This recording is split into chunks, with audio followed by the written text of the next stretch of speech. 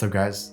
My name's Anthony and I work as a full-time church photographer and videographer, and today I'm really excited to share something with you, and it's this series that I'm titling Mastering Church Photography. And in this segment, we're going to be tackling how to take professional photos in any church. It doesn't matter if you're new to photography or you've been at it for a while. I promise you, by the end of this video, you're going to take home some helpful tips that's going to take your church photography to the next level.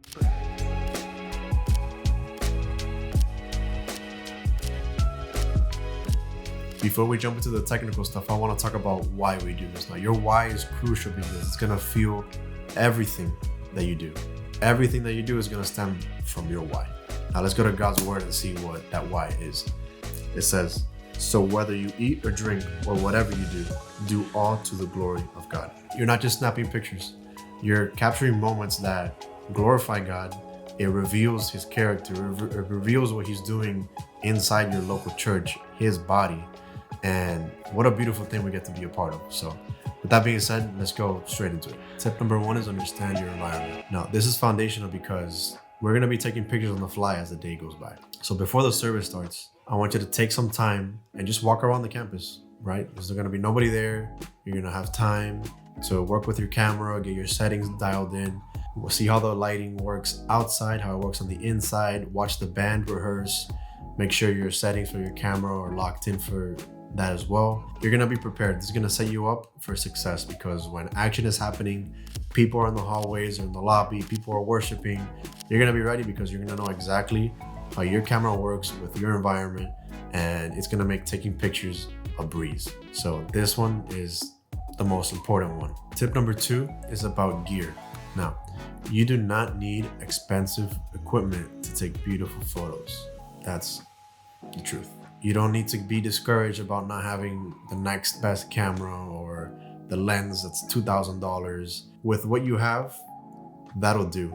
You just need to know how to leverage the strengths of the equipment that you already have. If your camera is not very good at low light, then take advantage of natural light. Take advantage of the natural light that's available to you and take as many pictures as you can in natural light. Maybe you don't even have a camera and all you have is an iPhone. Right? An iPhone, you can even take amazing photos on an iPhone. An iPhone, the 0.5 setting, that setting is really cool. I've taken some really cool photos in my church and it'll do. Like, you can take really good photos. You just need to leverage what your equipment is already good at. Tip number 3 is composition. This is where you get to be creative and tell a story with your shots. There's 3 different composition techniques that are simple and easy to use. The first one is the rule of thirds. This is the little grid that's in your camera, or if it's not on your camera, then I'm sure there's an option where you can set it up in your display. But it's basically these 2 lines that go vertical and 2 more lines that go horizontally. And if you line anything up, if you line your subject along with one of those lines or align it in like an intersection, it's just gonna make your photo a lot more appealing because it's very natural. Your eye just gravitates towards those sections of the frame. The second technique is leading lines. An example of this could be if you're shooting down a hallway, the corners of the hallway are gonna make a focus in the middle. Another example is if your church has pews, if you shoot in the aisle, it's gonna make a focus to the center of the stage or whichever direction you're shooting in. The third technique is framing. An example of this is, let's say you're in worship and you're gonna take a photo of the worship leader. You can frame your worship leader if you take a photo between the hands of somebody that's worshiping. So you can get creative and really use your church and its unique elements to make beautiful compositions. At the end of the day, this really isn't about getting the perfect shot.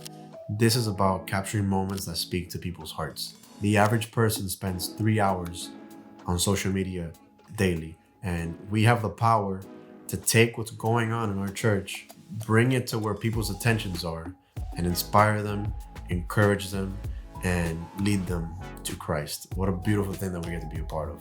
And so with that being said, I appreciate you hanging out with me today. If this video was helpful, please share it with a friend, hit the like button, and don't forget to subscribe so that you don't miss the rest of the series. See you in the next one.